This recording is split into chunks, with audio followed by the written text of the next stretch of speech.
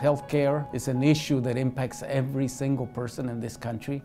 And like me, when I was a farm worker, people know there's something wrong. They just don't know what to do about it. And that's where organizing with the Lown Institute is so important. As I travel around the country, I hear more and more people struggling to contain the corrosion of the sacred relationship that should be at the center of healing.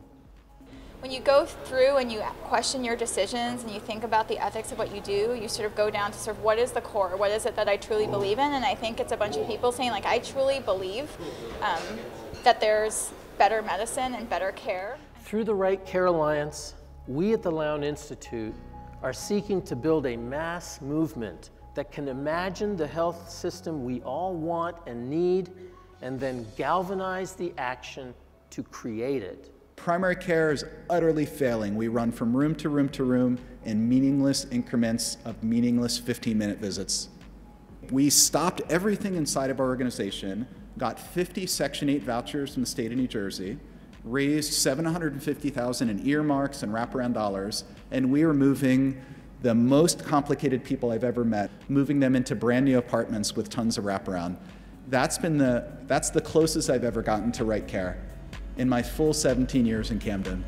This conference has given me a sense that there is a way to organize around these issues, and I think that perhaps Lown Institute serves an important function in both advocacy, setting a policy agenda, and bringing like-minded providers from all over the country to think about these issues. And I've been impressed at how this conference has included not just physicians, but also patient advocates and nurses and other members of the community. When it comes to what is making people sick in communities, the true experts are the certified nursing assistants, the home care workers, the nurses who live in the community. So we say to these workers, you are the leaders. You are the leaders.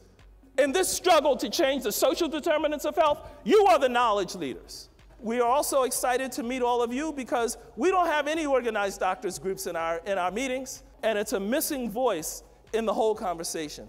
Phil Thompson had some great energy, and it was very passionate and very uplifting.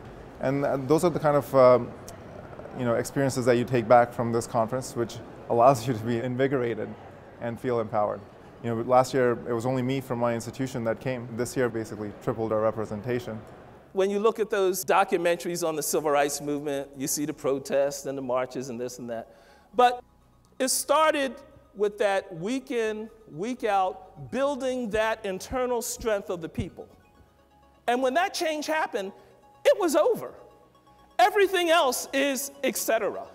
We have the information, and if we can take that data and use that as best practices, we are that much closer this year than ever before to make the changes that are needed.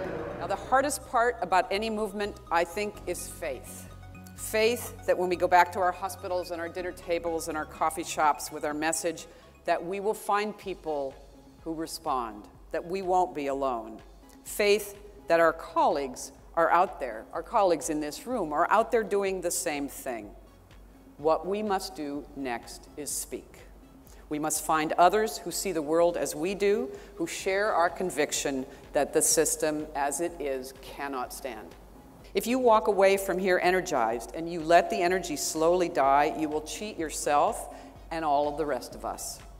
Instead, make that pledge to talk to 3 people a week. Post it on Facebook, put it on Twitter, and have faith. Faith that your individual small actions in the aggregate will, in the end, have big impacts.